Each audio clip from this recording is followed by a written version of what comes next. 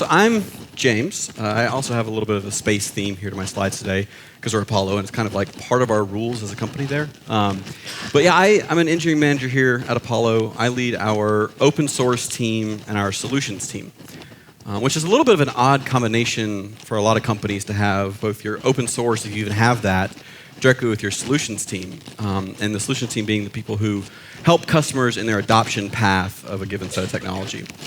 The reason at Apollo why those two things are together and why they're really even kind of the same team is because we want to work directly with customers to build the right underlying technology. This isn't a situation where we build something in a lab and then send it to you and you give us feedback and then it goes through this whole product cycle. We want the engineers of our team that are writing the end underlying APIs that you use day in and day out in that awesome GraphQL developer experience to be very close to the team members who are actually running into it day in and day out.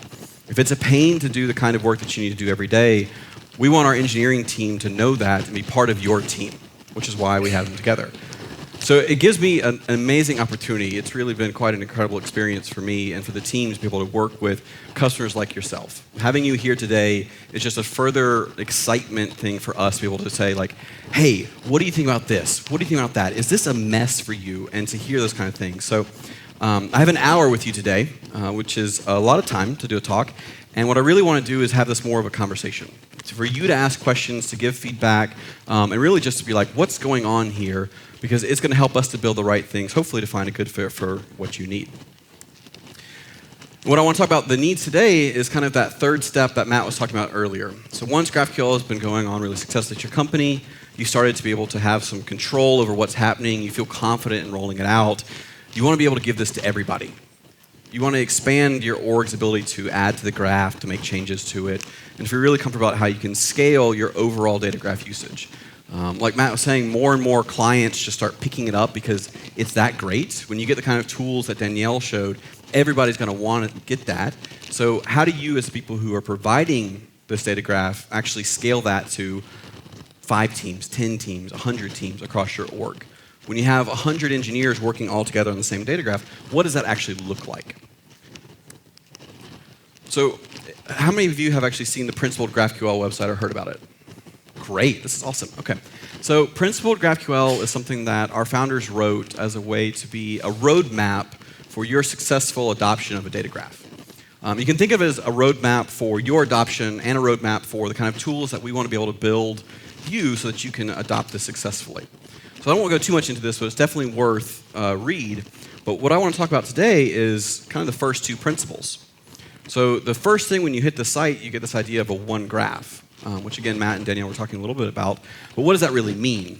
All right, so the idea here is that one of the problems with REST is that it's procedural. Matt showed that web of all these different systems connected together. So it's really hard for client developers to know where they should get data from, how they should relate that to other services. It's kind of like one of the core benefits of GraphQL, right? So one of our core principles, in fact, our first primary principle, is that you should have one graph for your clients. They should be able to think about your product in one cohesive form. But then the immediate next point is that you should federate that graph, which is like, what does that even mean, first of all? And second, it feels like it's directly against the point of the first thing. If I'm supposed to have one, then you're telling me the next point I should have many of these things. How do I reconcile that? What does it actually look like? So the idea with schema federation and a federated implementation of graph is that even though there's only one graph for your consumers, your people building the iOS app and the Android app and the web apps, the actual implementation, how that graph gets formed, should be split across the teams that have the domain expertise, the technology, and the experience to build the right kind of services to supply that overall graph. So we'll actually get into what this actually means. And Matt mentioned that I'm going to be going over Apollo Federation, which is something that we're open sourcing next week. So stay tuned for that announcement. We wanted to give you a sneak peek of that today. So Apollo Federation is an architecture for implementing a distributed graph. There's 2 parts of that. One is that you have microservices that are what we call a federated service. And these are partial sub-schemas. They're independent services that form a bit of the overall graph. It may be a review service or a user service or even like an inventory service that really only does one thing, but it does it really well and it can scale really well. And then you have a gateway, a way to plug all these sub-schemas and all these parts together into that single one graph. So federation is the microservices, that federated services, and then the one graph gets composed all from this idea of a single gateway. So architecturally, your clients still hit one endpoint, they still hit one API, they still hit one graph, and then that work is split apart and is transitioned into those subservices. I'm going to show you what that looks like today. So we're going to build one graph. So I thought it could be helpful as we walk through this, especially as we get into questions, to have a single kind of pretty simplistic graph to talk through. So we got 3 types. Really simple, pretty easy to understand here. We have a user type, we have a product type, and we have reviews. All right, this could be any product out there, right? Users have reviews, reviews have an author, products have reviews, and a review is about a product, right? So this is an actual graph. This isn't like a point-to-point kind of procedural kind of situation. We've built out a data graph. But where does all this data come from? So you may have existing REST services, you may have third-party systems. One of the things that we are really passionate about here at Apollo is that all of this work needs to be incremental. You really can't stop everything and rebuild everything in the new technology every time it comes out. But more than that is you need to keep iterating on what you currently have for your customers, right? Like you said earlier, the customer is the most important thing here. So in this graph, I'm getting data from at least 4 different services, probably more than that. I have my account system, I have my reviews database, my reviews service, I have some products, and this may even be third party, right? This could be Amazon's API that I'm building something on top of. And then I may have an inventory service, and this could take information from the product service and give me back, like, is this in stock, which could be some wholly other system. It could be an on-prem, accounting system that is a pain to deal with and pain to get in. But that's actually what my product needs. That's the graph that I want to be able to shape and use with my company. So one way to think about this is, well, I have my user, I have a product, and I have a review. And those are kind of like the distinction points. This is how I want to break apart all of my work. I have a team that adds things to users and products and reviews. And this is how a lot of people start, especially if they start very early on kind of that first screen, is you build everything out kind of all together like this. But as you start to grow and your schema grows and grows and grows, it gets a lot harder to manage that because that's not actually how those services work. That's not how that data is stored. It's not how your domain expertise is built within your company. Where realistically is you have someone who's responsible for access control and accounts, right, like an ACT service. Then you have someone or a team that is responsible for the actual main products, and this has, again, its own, it may be in a different language, it may have its own different database because it is optimized for quite a lot of just raw information. And then you have a review service, and this could be tied into other third-party review services. It could connect to a whole web of other different systems. But fundamentally, reviews are kind of still their own thing. It's just that they also relate to other parts of the graph. They extend a concept of a user and of a product. So when you start to split apart your services, and even if you do this in the beginning with things like schema modules in Apollo Server, you want to be able to group not by type, which isn't really the right boundary for teams. You want to be able to group by the domain expertise, the separation concerns around what you're actually doing as a team. And we've actually tried this before. Who in here has had experience with schema stitching? Who in here has enjoyed their experience with schema stitching? Okay. 1 or 2 hands. All right, that's more than we normally get. So schema stitching was really kind of a hackathon, kind of crazy idea that we put together at Apollo because we found a lot of teams running into this issue. So we put this out there, but as open source goes, oh, thank you. That'd be great, actually. I have an hour, so the water will be great. Oh, okay. Sorry. Quick technical fix here. Great. In New York, I kept putting my hand in my pocket as a nervous tick, and I would move the mic every time, so I'm trying not to do that today. We'll see if I can make it.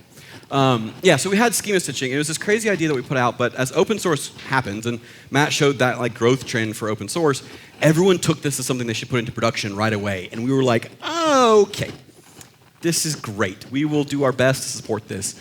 So we started talking with teams, like what's working, what's not working. And we heard the same issues over and over again. This was a start in the right separation of concerns, but it was really brittle. I had to make changes to my individual service and also to a gateway. I had to have this parts of my graph that I actually don't want people to use. I don't want end clients trying to get an author ID. That's really just something I want to use to fetch an author from another service. So every time I want to make a change to the graph with schema stitching, I've got to touch multiple places. I've got to write these resolvers, and there's just a lot of just gross code that gets really brittle and kind of hard to iterate on. So ultimately, even though I have a federated graph, I'm losing all the benefits around the productivity that GraphQL can bring. My client team's happy, but I can't keep up with them anymore because I'm trying to coordinate between all these different teams what's actually happening to our overall graph. So we took a step back, and we started to reach out to customers and say, like, what ultimately do you really want? And again, this is where the benefit of us working with people like you and you giving us feedback is we can hopefully ultimately come to a better solution for all of us. Something that makes that developer experience great, allows you to build really incredible products. And what we've come up with is this idea of schema federation. So instead of trying to work services together, what you really want to be able to do is, as a service owner, I want to be able to compose an overall change to the graph. I want to have complete autonomy in how I can add things. I can add features to the client. If I get a request from the iOS team, I want to be able to add in reviews without having to talk to 3 other teams and redeploy my gateway, and who knows if it's going to break because I don't know if I got that code right. Some other service change during all this kind of happen. Ultimately, you want to be able to make a single composed change. And I'm going to, a couple demos here, I'll walk through what is actually happening here. But the core concept is that each service kind of owns what they want to be able to do. So it's pretty easy to start with. Let's say that I start with a service that has a user type, and there's a way to get access to that from a root field called me, right? Pretty common pattern. If you use relay or something like that, it may be called viewer. The idea is that with a single addition with a directive that we call a key directive, I can start to expose the user to other services in the graph. So now my review service can do things with that user. And again, I'll show you what this actually looks like, but the core thing here is that an individual service can change the fundamental makeup of the graph with as simple as a one-line code change. And it's really, really powerful when you do that. So looking back at that overall original schema from a couple slides ago, those 3 types, the actual breakdown into services probably looks something a little bit like this if you're trying to build out that kind of responsibility, that service-oriented architecture. You have a product team. They own the information about the products, the price of it, and then a user's recent purchases because they keep that relationship. It's that foreign key to users. An inventory service, which is a third-party service where I can take information about the product and determine if it's in stock or not because I don't actually own all that. That's a whole mess of old code. I have an account service, which again does my user, and then I have a review service. So you can see that in practice, those 3 types have a lot more people touching them than you'd think if you were just looking at the individual types. So you really need to be able to have ownership by the individual teams to have that domain information. So given a schema like that, what should you actually do there? Right? You still need to be able to use the schema. Clients still need to be able to ask for what they want without having to figure out how things are linked. They don't have to ask for author ID or product ID. The client says, I want to get myself, who's logged in, my username and any reviews that I wrote, because that's what my app needs to build a great user experience. So I want to be able to write the query here on the left. But because the way that my services are separated, the way that I've composed the schema because of the expertise of those teams, what I actually want to be able to do is first go to the account service and see who I am. And then from that, I want to tell the review service who I am and fetch all of my reviews. So that's where that gateway piece I talked about earlier comes into place. And that's where we take this query, we break it apart, and we actually fetch from the underlying services the work that we need. So hopefully the demo gods will be with me today as we will get into some demos of this. All right, so I have GraphQL Playground loaded up here. Everyone familiar with this? Great. So I'm just going to come out and write a query here. So again, I'm just going to go directly into loading a single service. Oh, the mouse is gone. This is going to make things hard. There it is. Okay, so there we go. It worked. It's a live running graph. This is on Code Sandbox. I promise this isn't me trying to fake anything for you. So I've gone to a single service and I fetched some data. Now, I really want to be able to come beyond this and load in the reviews. We'll fetch this, right? So far, so good? Let's look at the services that actually make up this schema. So if I look at the schema here, I have the user, like we talked about.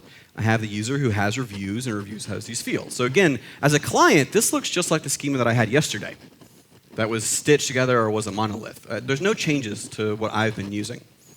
But the actual breakdown of this is very different for the service owners.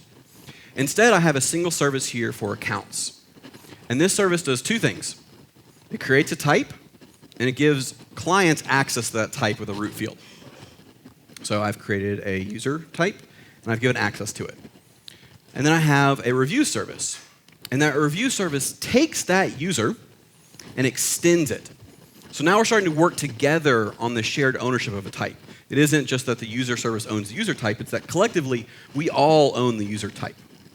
So I can do that. From this service with federation, I can extend a type that another service owns, and I can directly add my own field to it. So that slide change where I showed you like you have to add gateway code and stitching code and all this kind of stuff together, now is as easy as just adding a new field to a type. And that forms the overall part. But if I go back to the account service, its view of a user doesn't have any of this information. And I will make this bigger. A user to the account service is just name and username, because it's only part of the story. But when I query everything, it all comes back together.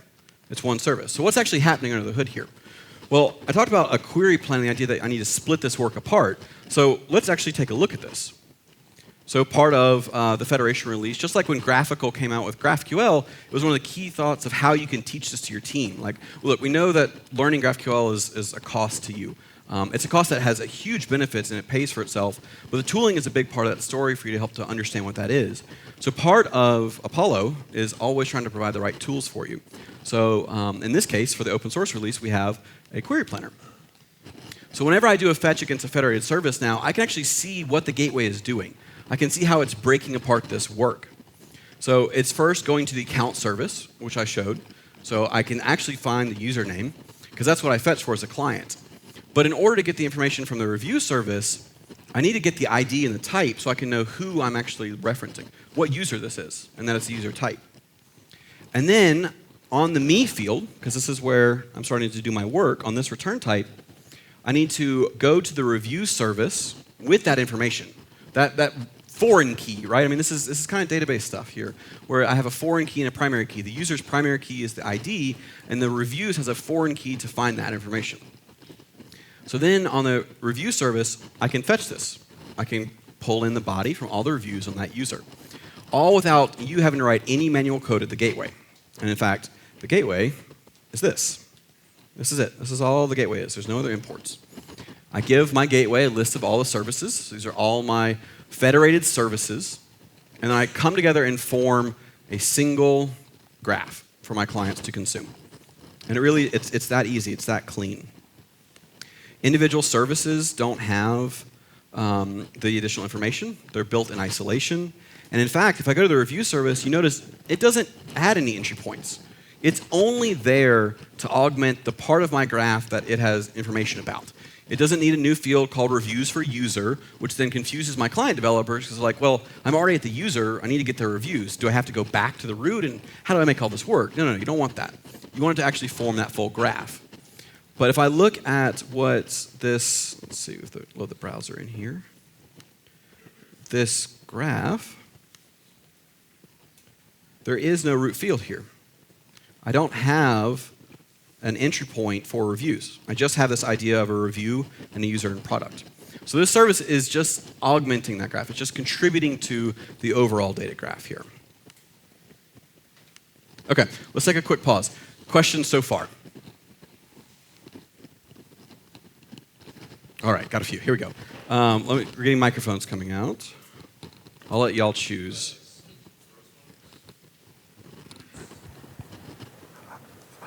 Hi, name is Daryl. Just curious if you guys were able to quantitate if there's any kind of like cost for having this federated model in a very large data graph. Yes, the question is, have we quantitatively had an idea of what the cost is to have a data graph this large, right? What do you mean by that? I guess, can you walk me through a little bit more of, when you talk about a cost of a data graph, what are you looking for there? Sorry, no problem. Let me expand a little bit. So for a large organization, you said basically different teams are going to be doing things. So let's just say as each team, they're going to have very huge data graphs in production. Right. So I'm assuming that this is like an abstraction layer that kind of puts everything back together. So there's got to be some kind of latency or, I guess, speed cost. Right. Have you guys kind of quantitated that? Yeah. So further, the question is, what is the actual cost between those services as you orchestrate this work, essentially, right? It's at this point, it's not something that we have hard numbers on because we're waiting for the ecosystem to try it out. So one of the things that we really don't want to do is do any kind of premature optimizations of what this can look like. And the query planner does things like caching the query plan, and I can show you a little bit later in the slide how you can actually optimize the query plan from an individual service. So there's different pulls and levers that you can do. But for the most part, if you're building your graph on top of existing underlying services, this really isn't going to be that big of a difference. It's still the orchestration of downstream data calls, just organized in a way that helps your team scale faster. Other questions? Okay. At some point, you're going to explain what the directives mean. But I can wait for that if that's later in the talk. Yes, I am definitely going to explain the directives. OK, great. Yep. At coding time, how do you validate, in writing code for one service, how do you validate that it uses the correct types from the others? Are those imported like node modules or something? Yep. Or, So the question is, as I write the service, how do I know that the user type even exists? And if it does, what fields are on it, and how can I use that? So if I look here, you can see this external directive. So this is part of this. So each individual service has to say, this is what I think the overall graph looks like from this other service. So as the review service, I think that there is an ID attached to a user, and then it's a non-nullable ID type. And there's tooling that comes along with, whether it's the CLI or the VS Code extension that will give you that kind of complete type ahead, but for the service development experience as well. So you have the full graph at your fingertips as you write it. But more than that, we can start to statically establish these dependencies. So if the user service changes its concept of an ID, maybe it makes it nullable, or maybe it makes it a string, then I need to fail validation for that overall graph because now teams are working with different assumptions, which can be really, really dangerous. So part of the reasons why we use directives and we have this stuff as part of the GraphQL language is just like Matt was showing that overall service check when you change your schema, we can do the same kind of process for when you compose your schema to make sure you're building the correct graph that works with all the other services. I also assume that you have something that does kind of conflict checking to make sure that you're not trying to, two separate keys are trying to do the same kind of graph. Yeah. So the question is, what do you do about conflict checking? So conflicts are actually part of the model here. And the reason why they're part of the model is responsibilities of services can change. You need to be able to migrate types and fields across systems. So you need to be able to have support for essentially a kind of last service wins model. But you do need to know that when you're doing it, you're going to be overriding some other services' work. Now, where conflicts do come into play is if I think you're returning a user, but I'm returning a protected user, or there's a type clash, that's going to impact my in client. So that's kind of the kind of collision detection you get that will fail a build, for instance. But the actual service ownership leaves complete flexibility to teams on how they want to orchestrate that ownership of those different fields. I have a question. Oh, damn. Great. Sorry. So going back to Danielle's talk a little bit around the developer experience. Yep. Let's say you're a client developer and you're requesting a field. You have no transparency which actual service owns this, and there's an issue with it. How do you organizationally know who to go talk to, which team owns that particular field? Yep, that's a great question. So the question is, as a client developer, if part of my graph starts breaking, who do I go to talk to? Because previously it was just one team, right? It was just this one monolith service. I can say, hey, the GraphQL API is broken. Part of the Apollo platform allows each individual service to have its own identity. So this is a service name, being able to connect it back to the team that actually owns it. So when you get into errors, whether it's an error or even just slowness, being able to target that with something like Apollo Engine and looking in the UI and say, this field is slow on this query because this service is at fault, or this service has an error. So part of being able to build this overall composed graph means you need to know who composes the parts. So that's all built into the Apollo platform with federation support. So building on top of that, let's say the review service goes down and their reviews fail to return. I see here that the reviews is a nullable field. So in that case, the gateway is simple, just return null. But does that mean every linked field must be a nullable? Because then if If you have a non-nullable field and it fails to retrieve that, it fails the entire query. Yep. So the question is, do linkages have to be nullable? And the answer is no. Ultimately, this still needs to be the graph that you would build if it was a single monolithic schema.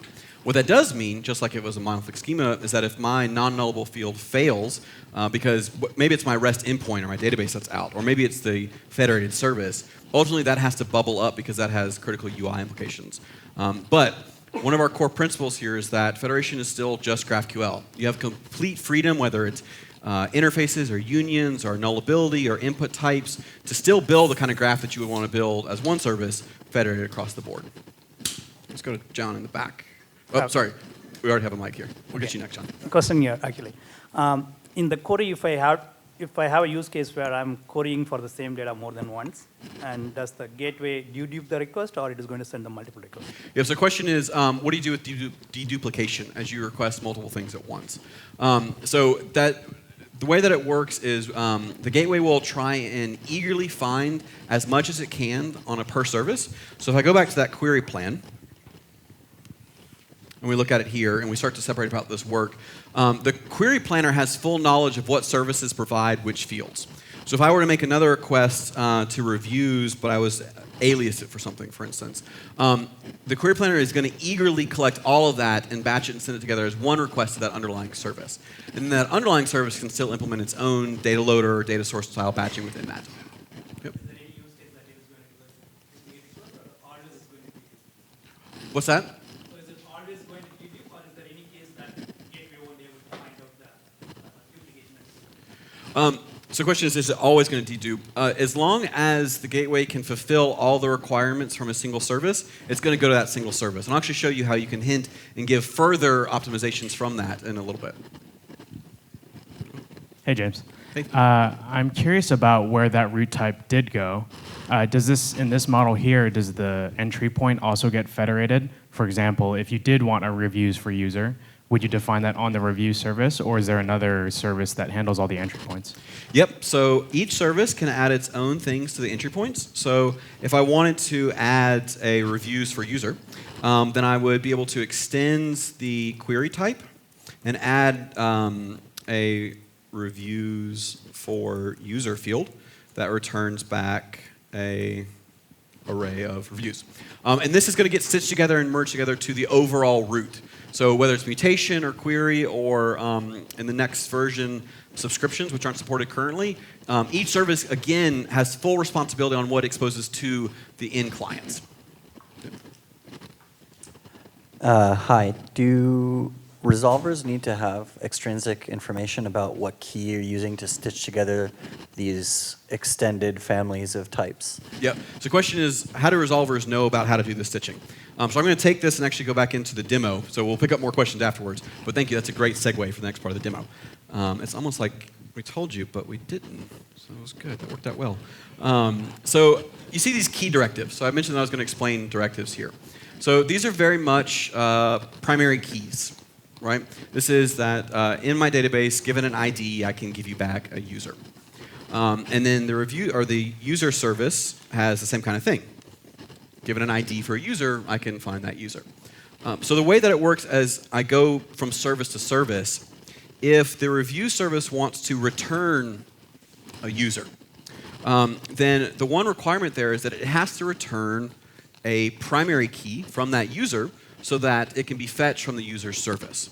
So then the resolver that will then load that, and Apollo Server actually implements something called, let's see, I think it's in the accounts. We have resolve object, which lets you take some of that information. There's also a resolve reference, which I'll show a little bit later, and lets you take that information from another service and turn that into the user.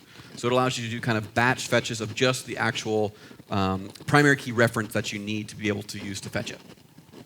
So individual services get that relationship, and that becomes really important when you extend types. So as I extend the user type, when I add the key directive here, and what this has to do two things. One is that it has to match a key directive for the user type, because that foreign key to primary key relationship has to exist. If the user service has no idea about an ID field, then they're not actually linked in that way.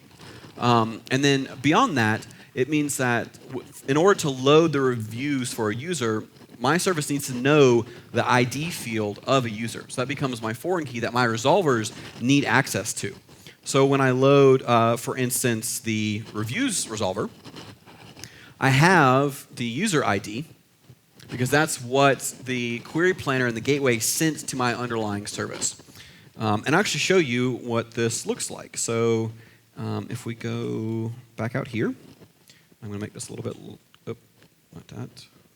Try and make this a little bit larger. Okay, so this is printing out a whole bunch of stuff. So what I've got set up here is a simple logger to any request that comes into this GraphQL service is going to get printed out to the console. Right? So pretty simple stuff here. So I'm going to go back to the gateway.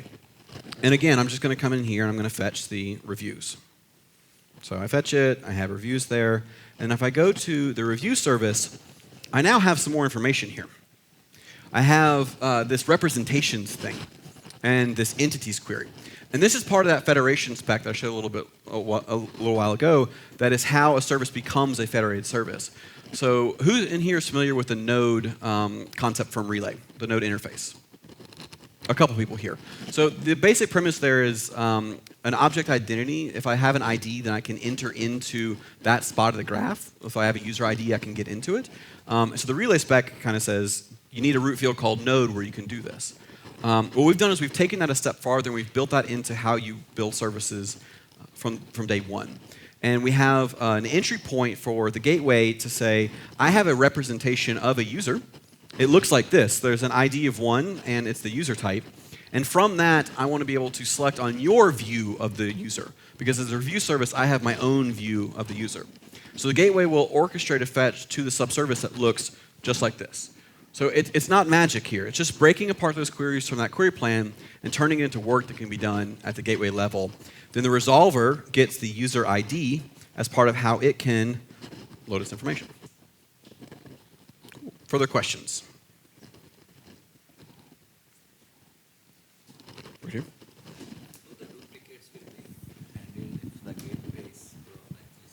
Sorry, can you say it into the mic? I can't quite hear. No, you're good.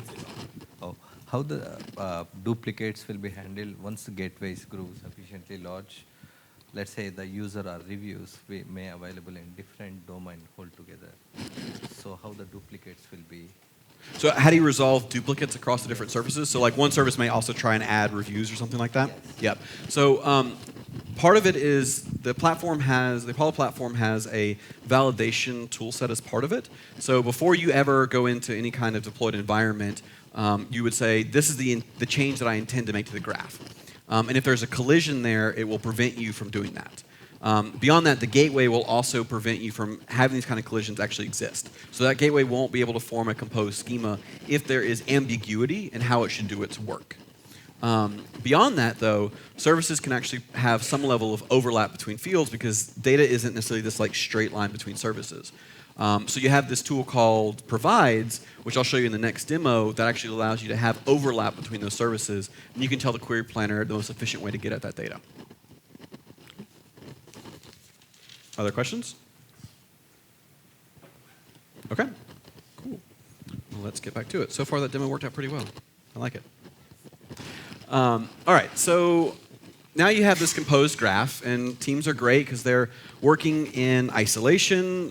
They're able to independently add to the graph, remove things from the graph. They have validation as part of this, so they know that if they deprecate a field or remove a field, it's not going to break any clients, like Matt was showing earlier. Again, this is all just a layer on top of the GraphQL you know and love. It's a layer on top of the overall Apollo platform. But then you want to start to actually optimize what this experience looks like, and you want to start to expand what it means to be a part of the overall data graph. So Apollo Federation has two ways to do this, two different kinds of query hints that you can provide to the gateway. And again, these are all done through directives because this is all just GraphQL.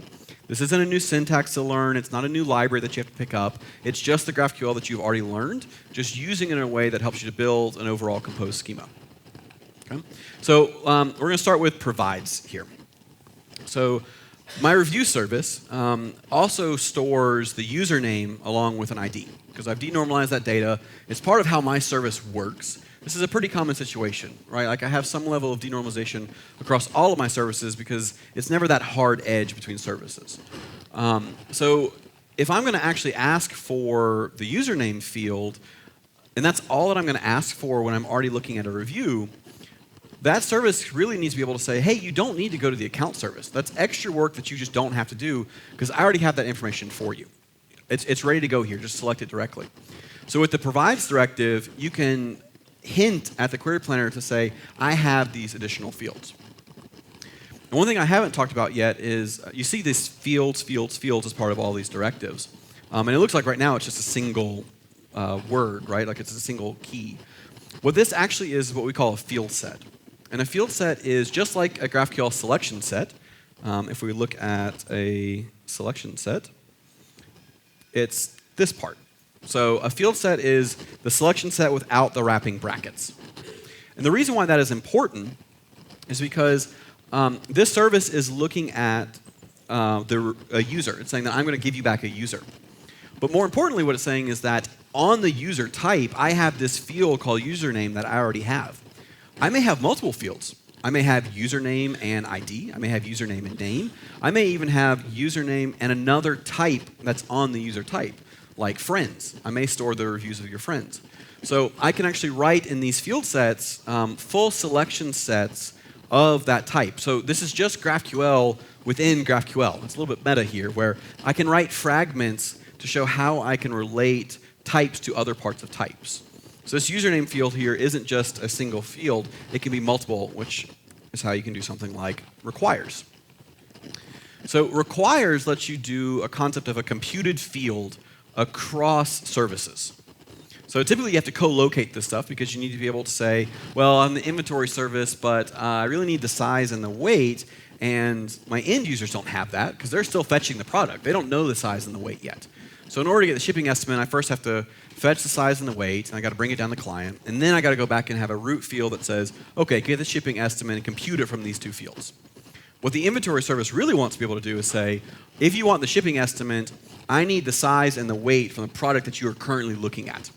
Whether you came from the reviews and products or from a top level like top product, something like that. Ultimately, the inventory service needs additional information beyond just the primary key of that product. So what this does is the query planner then will add these fields to its work. And I'll show you in the actual query plan view. But the resolver now has that information. So this isn't a service that's completely detached from the product service. And it's extending that type, and it's requiring additional parts of that product service in order to do the work that it needs to do. And so that's how you can hint between services for additional computed fields. So let's take a look what that looks like. Okay. So we'll go into something like top products. And products have names and they have price. And I'm going to load it here. And sure enough, we're only going to one service because one service can fulfill all this information. So this is great, right? But let's say that I want the shipping estimate here. So the shipping estimate comes in at a couple different values here. But let's look at the query planner.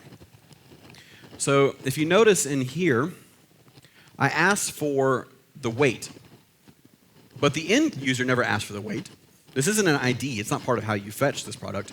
The query planner has actually added those additional fields as part of the query plan to go to that underlying product service. So now, when I fetch from that product service to fetch the shipping estimate, the input to that resolver has all this additional information. And in fact, I can get rid of everything here. And I can just load from the shipping service. I still have to go to the product service to get that first set of information. I need the primary key of it so I can relate that to my service, and I need that additional work. And then I can just fetch the shipping estimate because that's all that I need. So with that, I've been able to hint to the query planner of the additional work that needs to be done because of the service boundaries without impacting my clients again. Right? Like part of GraphQL, the benefit here is you don't have to overfetch. You don't have to do all this additional work because you don't need that on the client. It's just going to be confusing. It's going to get caught up. You're going to have all this prop type mess if you don't use something like Apollo. You really want that work to be done at your graph layer itself. And the other side, the other kind of query hinting is provides. So again, I have this denormalized data. I have a review service that also has the username. So I can go back to the gateway, and if I ask for the reviews, and I just ask for the author's username, So all that data comes back. I can go to the account service to first find out who I am, because that's it's part of my overall graph query. But then I can, on the review service, I can additionally ask for fields on the user type. So now I've bypassed having to go to the account service again. I don't have to make that extra dependency, that extra round trip, all because that service was able to tell the query planner it has all that information. But if it doesn't have all that information, then I've got to go back to the account service again. And I've got to fetch that additional information. So again, this is all done transparent to you. As service owners, you don't have to worry about this relationship. You use the directives to define the capabilities of your graph, and together that's going to form an overall composition that the gateway is going to be able to use to break apart and load all this stuff together. So let's get into questions here.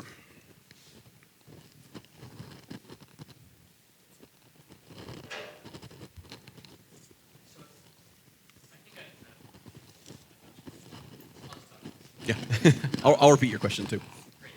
I'm trying to understand the relationship between particular provides and external. It seems like provides in particular, if you want to graph, if you want to mirror a lot of data, you might end up having to. You're basically going to have to duplicate a lot of field definitions between your provides directive and your schema and the fields that are there. I guess I'm curious, why can't that be implied somehow else? Or what's the root of that design decision? Yeah, absolutely. So the question is, if I start to provide a lot of fields, if I have a lot of overlap here, then I'm going to end up having to do a lot of work in my schema here to replicate these services across the boundaries. Why can't it be an implicit provision? And even the gateway could potentially do some of that orchestration work, right? It could say, well, if I didn't get any value back for this, let me go and fetch this underlying service. So the reason why we have these external directives as part of the model here, the biggest reason, honestly, is validation. We want you to be able to know what those assumptions look like across the services. So when you return a username, what does your service actually think that a username is? Because it could be a string to you, but it could be a scalar to another part of the graph, which then forms a graph that the client just doesn't understand, because there's two different kinds of username. So implicitly, when I add a key directive to a type on a service, then implicitly whenever I return a type from another service, in this case user, it's going to return the ID field, or the primary key here, as part of that. So that is the implicit return. Otherwise, you have to duplicate that everywhere. But what we found so far in practice, and again, this is where we'd love to work with you to understand what your needs here are, is that fields tend to not provide the entire overlap. They provide a few additional fields, and you want to have that listed here. You want to be able to get that validation. You want to be able to run it locally without having to run the overall graph. So having this duplication allows you to have the local development experience, the validation experience, and ultimately just make sure that what you're returning is the correct overall thing. Gotcha. Can I ask one quick follow-up? Absolutely. So with username specifically as this example, I guess I'm just curious about the design decision about specifying username in your provides versus adding an annotation on username in that extend. It just down here. Yeah. Yep, absolutely. So the reason why you do it on the individual field level is I may have another type that is an admin review. Not an Adam review. There's an Adam in here. There he is. He can give you a review later. So I have an admin review, and that type may have an author, which is a user. But because the way my data is normalized, I don't actually have the username for this because it wasn't the one who did it. So each type has to determine its own provides capabilities at that field level. Does that make sense? Yeah. Cool. Thanks. You bet. Other questions? About anything here, not just provides and requires, but about the model at all, or how you build these things together. Wonderful. So I think this is supported, but I just wanted to check. So let's say if I'm requesting review at the first level, and then I'm requesting review at the sixth level within the graph. Yep. So what data loaders provide in a single monolithic architecture is that, let's say if there's a repeated ID, it will take it from the map.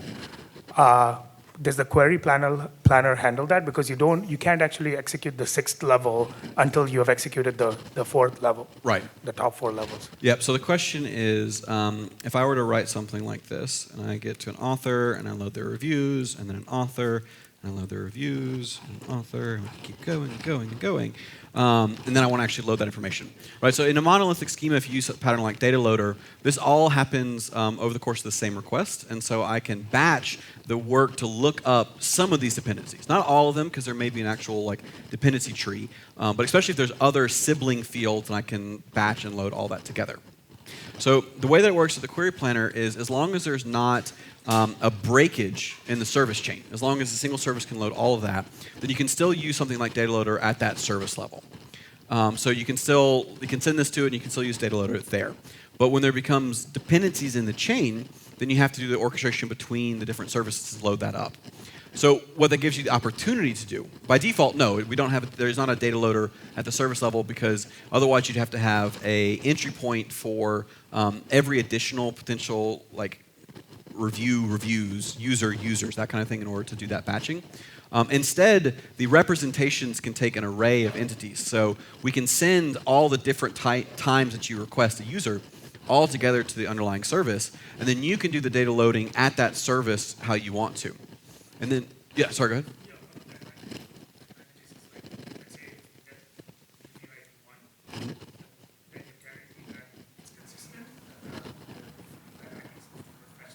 Yep.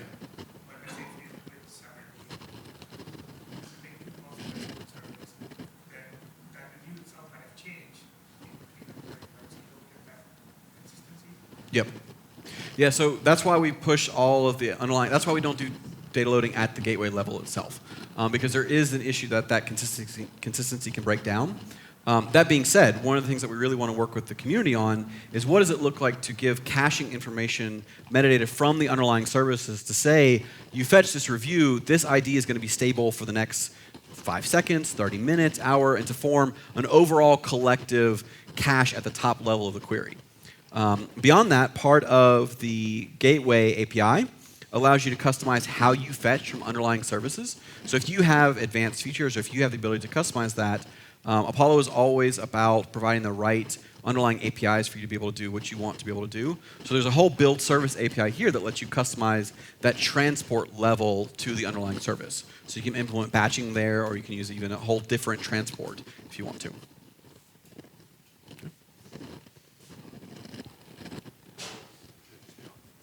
So correct me if I'm wrong. So looks like the review type, if you can go back to the review type.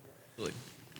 So the review type, the review backend is supposed to return the user name so that it can connect to the user backend. Is that user graph? Is that right? So it returns the user ID here as the key, so it can connect to the account service. But who provides that user name? So in this case, it's saying that the review service can additionally also give you back the username. Okay. So in this case, the review service would additionally provide that, but it wouldn't be used to go to the review or to the account service. It'd be used instead of going to the account service. Got it. So have we thought about, since the review service will potentially return the username, but have we thought about maybe between the username that the review service returned and what the user graph can potentially fetch by the username, there could be some data massaging happening that you might need to pass in an anonymous function to transform that username into something that the user backend can understand. So if I understand your kind of question here is that the account service may have a different, at that point in time, it may return back a different username. Yes, let's say the username in the account service mine is always underscore some user. But then you have to take out the underscore in order for the user backend to understand. Right. Yeah. So the way that it's set up here is that the individual services they need to return back the kind of data that so a string in this case, right? So it could have an underscore, it could not, which would be the same thing as if it was in a single monolithic schema. A field from a review going into an author may have it as a non-underscored. Or a field from the admin may have it as an underscore. So ultimately, those decisions are still part of the responsibility of the team to figure out that relationship. We're not trying to abstract and build on top of everything. This is really trying to keep the core GraphQL primitives, but just give you the ability to scale that across different teams. So it's still something that you'll have to communicate and talk with your team as you're building out what this data looks like. How does the deprecation and removing the field work? What's that? How does the deprecation of the field or removing a field work? Yep, so how does deprecation or removing a field work? So in current GraphQL, when you deprecate a field, the intention there is to tell clients to stop querying it, right? Or if you remove a field, then you're saying a client can no longer query this kind of thing. Now, with the federated world, you have an additional customer of your graph because you have a partial graph. So you have other services that may require those other parts of the field. So let's say in that shipping estimate, I deprecated the weight field, and instead I have a new one called size instead of weight. So I would deprecate that, and then the next time that I was in my editor or making a change to the review service, I would get a warning as a part of the Apollo platform that says, you're using a field in your requires directive that has been deprecated from another service. And beyond that, if that review service tried to remove that field, even if a client has never requested it, because it's linked and dependent by another service, it throws a build error at like CI time and says, you're going to break another service. So now that coordination isn't just client to overall graph, it's client to overall graph and service to service. And you still use the GraphQL type system, the deprecation system, in order to make those kind of sweeping evolution changes.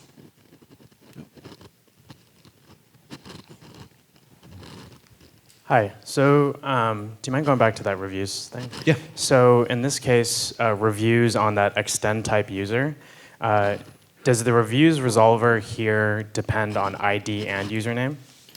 It just depends on ID. And where does that get to, which directive declares that reviews needs ID? So it's this one here. Okay. So what this is saying is that any field that I add to the user type, as the review service, I need the ID of the user in order to fetch that. Got it. And then this is saying that if I have a user already, and I already have that user ID, I'm going to give you back an ID so that you can then go into the rest of the user from another part of the graph. And one thing that's key here is you don't have to do anything to return a type. So I could remove this completely, and in fact, I'm doing it here for product. So I could not extend this at all, and my service can still participate in that federated graph by just returning what a product is. And this is going to use the primary key of the product from the base service that says a product needs a UPC or an ID, and it's going to return that information back to that product service. Okay. Case of using it from a third party, another company will provide a section of a data graph, and that you want to use it in your company and extend it and so on. And the deprecated field seems like a great bit of metadata message to when it's not within the same company, you want to send that message. I'm wondering if there's other tools, if you thought about these use cases, other tools to help support that type of communication. Yeah, so the question is, let's say that I'm extending a third-party graph, and I'm starting to do essentially composition across orgs. Well, to be, totally transparent, the first version of this is really intended to be used within your org. There's nothing that prohibits. In fact, the whole goal of the model is to be able to expand beyond that. But like you said, it really becomes a tooling story at that point. So one of the things that the Apollo platform provides is a whole tooling story around the clients that are requesting your graph. And it can say, well, this is my iOS client, or this is my web client. But that extends to services as well. So you can start to say that as I provide a third-party access point into my graph, I can say, hey, you can federate my graph, my part I'll give you, and you can use it. So it's GitHub, for instance. The idea there is that GitHub would use the tooling that would tell them, if I'm going to remove this field, I will now break X company and Y company's composition story because it's a dependency, because it's connected there, and because they've been sending traffic my way to use those fields. Because ultimately, it comes down to usage. If your company never actually used the thing that you're extending, then it's GitHub's prerogative to be able to remove that safely, because it's not something that's being used in their API. But they've got to understand that metadata about how not just the graph is being queried, but how services are dependent on it. So there's tooling built into the Apollo platform to let you do that internally within your org, because sometimes that can be a farther distance than your third-party relationship, right? And you really want to be able to make that work really easy without having to go to building C and find that person and Slack them and try and figure out what's going on. You need the tooling to help you do that as part of your actual process for shipping code. Cool. Let's do one more, and then I have a couple more slides before we finish up here. So I have a question on how does this works with authentication. So maybe I want one graph to be private, or maybe just the user has logged out and they don't need to have that information anymore. How does this work? So how can you pass the header other than just adding more overhead to more authentication service to is this user valid? Is the user login? blah, Yeah, blah, blah. absolutely. So the question is about authentication. How does that work on a federated graph? So there's a couple of things here. One is that there's two forms of kind of standard authentication that graph services can do, or typically do, I would say. One is that there is kind of this overall authentication step that happens really before you ever even start execution, where given a header, I can turn that into a user ID, and I'll maybe put that on the context, that way fields can know about it, right? And then there's another one that's more authorization-based, where each individual resolver needs to know who's accessing it and additional scope information in order to determine if they need to return null there to stop execution from going farther, right? So ultimately, you do the same thing in federation. The gateway has the ability to do authorization and authentication. So you can take the header and convert it into a user ID. And then you can attach that user ID as part of the header to your underlying services. So they can essentially pick up parts of the context from that request, whether it's sent as a header or as additional extension data between those services. So for instance, the review service may be able to pick up the user ID that comes from the gateway and know which users logged in are using it, or in the lack of presence of that, they won't be able to return any reviews. But because that service linkage is set up to be nested as part of a user type, the user service still ultimately makes a decision on do they have a user or do they don't. And if they aren't logged in, it's not going to return a user, so it's not going to go into the underlying reviews type, keeping that boundary still the same as if it was a monolithic schema. So that's a long-winded way of saying it's the same way you do it now. You just have more control over what you send back and forth between these services that effectively act within your private data graph network. Cool. All right, so I have a couple more slides. So what we talked about here is really great, but what does it actually mean for my day-to-day life? How is it actually going to work for my developers who are building it? And we have a really firm belief here that federation is a layer on top of how you do GraphQL. It isn't its own thing. It isn't its own textbook to learn, although there's plenty still to come about learning it. Ultimately, the reason why we want you to have one graph is because you want to have all the platform benefits. So Apollo Federation is platform ready from day one. VS Code for your client developers is still going to look the same. Client check is going to be able to still make sure that you're not removing fields that are breaking clients. It's just for each of these phases, you get this additional layer on top of it. Maybe it's not just the timing information, but maybe it's what service it comes in. Or as you start to write out your STL, it's what services do you need to get autocomplete from. All this is built into how you build products using Apollo currently. And ultimately, what we're trying to do here, and the reason why we want to talk to you and why these questions have been phenomenal, and I'll be out here if you want to ask more, please come and find me, is we're here to build the right kind of tools to help you build a company that you want to be able to build. We think that federation is a really next critical step in the evolution of GraphQL to help teams of all sizes be able to build a single graph without getting bottlenecked and stuck in the coordination of trying to orchestrate people. We really think this is a really big addition to building one graph with many services so that you can build the kind of thing you need. But ultimately, we need your feedback. The reason why this is all going open source next week is because we want the community to own this. Just like GraphQL is open source, it's a spec, we need to know if this is the right situation. What are we missing here? Because I'm sure we're missing a lot. What are the use cases you have that don't fit into this model? Please work with us. Please work with our team to help build this out and make it a much better way to federate your schema and to be able to build one graph for all your services. It's been a pleasure. I hope that you enjoyed this as much as I enjoyed giving it. It's always a blast to see people. The questions were awesome. Ultimately, thank you. And I'm James Baxley III, kind of everywhere. So if you want to chat, please let me know. Thank you.